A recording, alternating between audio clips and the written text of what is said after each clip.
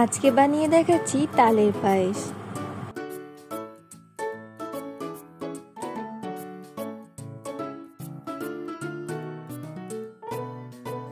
তালের পায়েস রান্নার জন্য চুলায় একটি প্যান বসিয়ে পর্যাপ্ত পরিমাণে পানি গরম করে নিয়েছি। আর এই ফোটানো পানির মধ্যে দিয়ে দিচ্ছি সাবুদানা।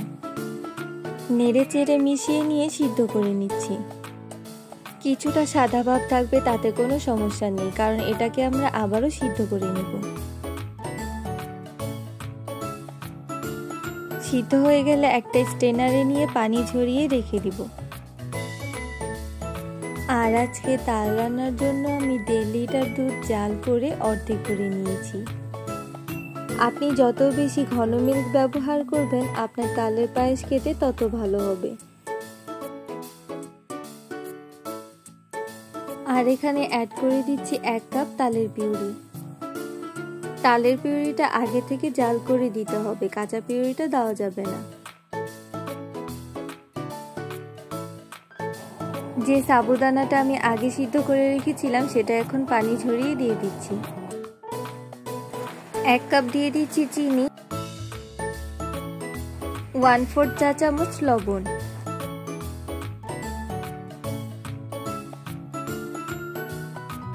1 টেবিল স্পুন পাউডার মিল্ক, আর কিছু আস্ত গরম মশলা। তাহলে পায়েসের মাঝে একটা খুব সুন্দর ফ্লেভার আসবে। এখন সবগুলো উপকরণ নেড়ে চেড়ে মিশিয়ে নিচ্ছি।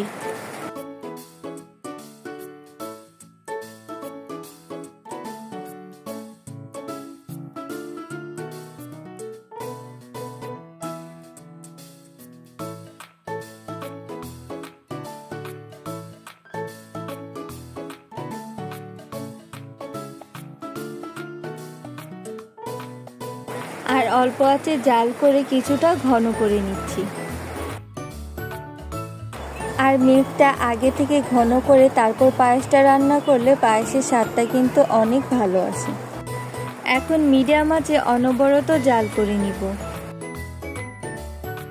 জাল করতে করতে একটা সময় দেখা যাবে যে আরো ঘন হয়ে এসেছে।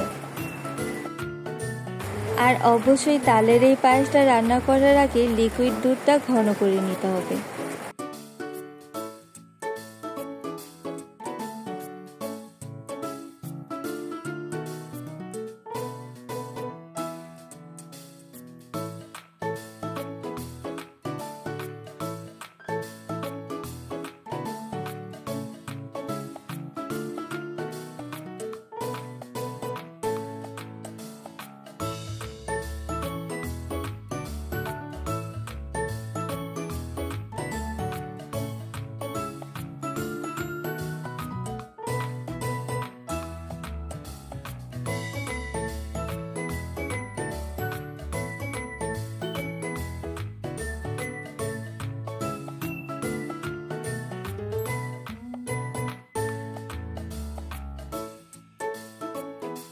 এ পর্যায়ে আমার তালের পায়েসটা রান্না হয়ে এসেছে।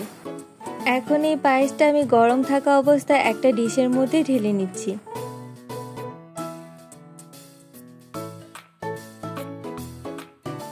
উপরে কিছু ফ্রেশ নারিকেল কুড়োনো আর কিশমিশ দিয়ে সাজিয়ে দিচ্ছি।